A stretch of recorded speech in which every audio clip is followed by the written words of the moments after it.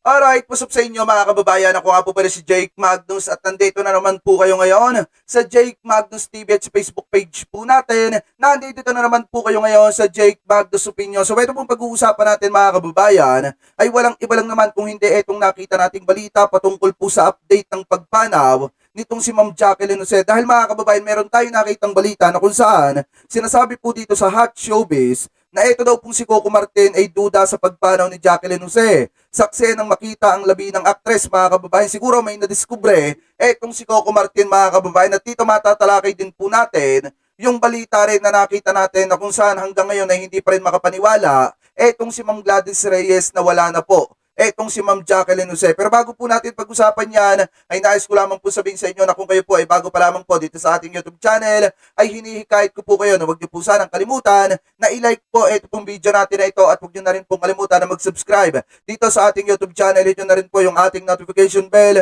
para lagi po kayong updated sa tuwing mag-upload po tayo or magla-live tayo ng panibagong issue or video na katulad po nito mga kababayan. At gusto ko din po kayong batiin ng isang magandang umaga, tanghali, hapon, gabi, saan man sulok na mundo kayo naroroon, mapa sa Pilipinas man po kayo or ibang bansa, sana po ay nasa mabuti po kayong kalagayan at gabayan po kayo ng ating Panginoon. Mega love shoutout po sa inyo at mabuhay po kayong lahat. So anyway mga kababayan, eto umpisahan na agad natin. Etong nakita nating balita na kung saan mga kababayan, ito daw pong si Coco Martin ay duda sa pagpanaw nitong si Ma'am Jacqueline Jose. Ano po, saksi daw po siya ng makita ang mga labi ng actress mga kababayan. So anyway, ikini-credit natin po ito sa Hot Showbiz. Subscribe nyo na po siya, kanya po yan, hindi po yan atin. Gagawan lamang po natin ng reaction video. So ito, i-play na po natin.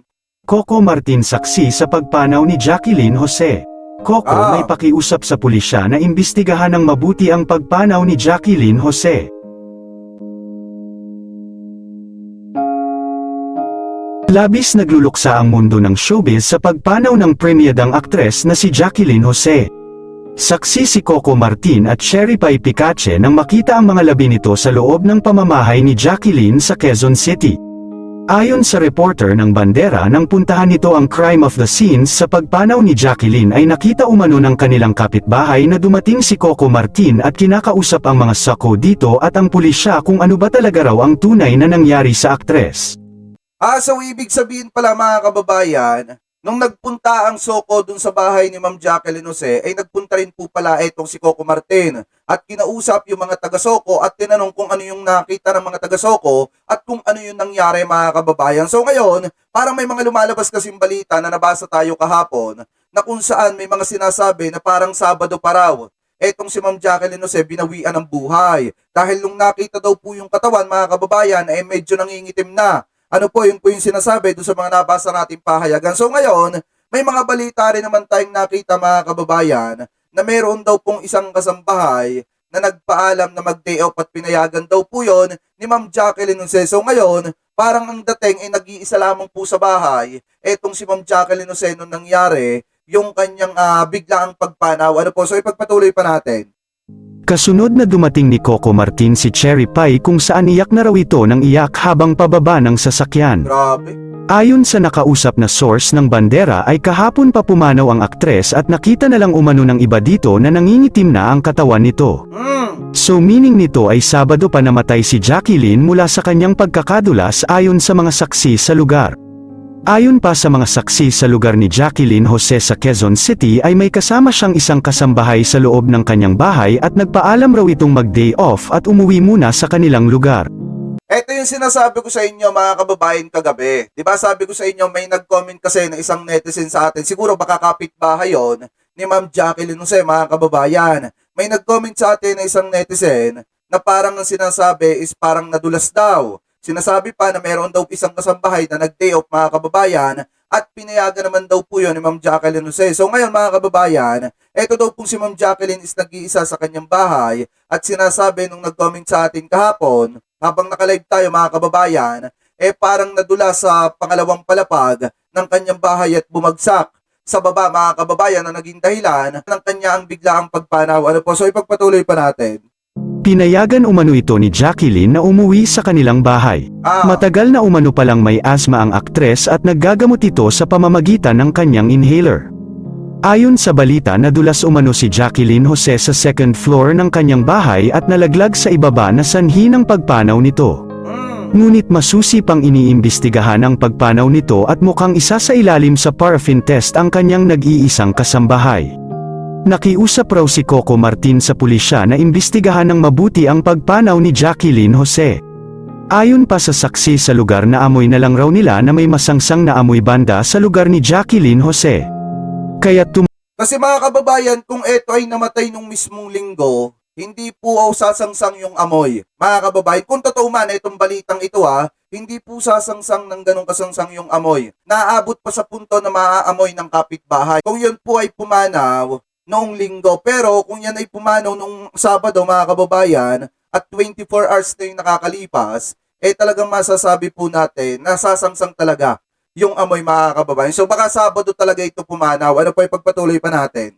tumatawag raw ang mga kapitbahay nito sa naturang lugar ay walang sumasagot, kaya't pinasok raw ng mga barangay ang pamamahay ni Jacqueline at nakita na ang mga labi nito na nakahandusay at wala ng malay. Tumawag na ng saklolo ang kalapitbahay nito at verified nga na wala ng buhay ang aktres. Kaya't dito na sunod-sunod na dumating ang kanyang mga malalapit na kaibigan at katrabaho upang tignan ang kalagayan ng aktres.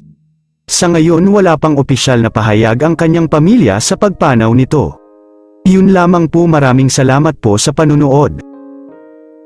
Yan mga kababayan, maliwanag naman na talagang hiniling ni Coco Martin na imbestigahan ng mas maayos ng ating mga investigador etong tunay na nangyari dito kay Ma'am Jacqueline Jose. So ngayon mga kababayan, nung pumunta pala yung mga soko doon, talagang pumunta rin po itong si Coco Martin at naabutan niya yung mga soko doon, kinausap niya, tinanong niya kung ano yung tunay na nangyari. So ngayon sinasabi po dito mga kababayan na ang naging dahilan ng biglaang pagpanaw nitong si Ma'am Jacqueline Jose ay nahulog po sa dalawang palapag ng kanyang bahay at bumagsak po sa ibaba, mga kababayan. At parang sinasabi rin na Sabado ito binawian ng buhay dahil nga kaya nalaman ng kanyang mga kapitbahay is dahil may naamoy na masangsang na amoy, mga kababayan. So by the way, mga kababayan, kayo po, ano pong opinion ninyo hingil po dito sa topic na tinalakay po natin na ito? Comment below na lamang po kung ano po masasabi nyo hingil po dito sa balita na tinalakay po natin. At pupunta na po tayo dito sa next topic po natin, mga kababayan, na kung saan hanggang ngayon po ay hindi pa rin makapaniwala